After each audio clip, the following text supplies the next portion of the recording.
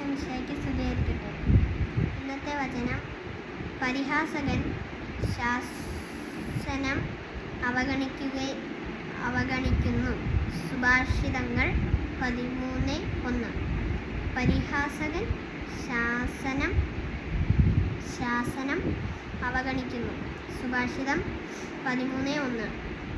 എന്ന് വെച്ചാൽ പരിഹാസകൻ എന്ന് വെച്ചാൽ നമ്മൾ ഒത്തിരി കളിയാക്കുകയൊക്കെ ചെയ്ത ഒരാൾ ശാസനം എന്ന് വെച്ചാൽ എനിക്ക് കറക്റ്റായിട്ട് അറിയില്ല. എന്തെങ്കിലും ത്യാഗങ്ങൾ അതുപോലെയുള്ളതാണ്. ശാസങ്ങൾ അവഗണിക്കുന്നു.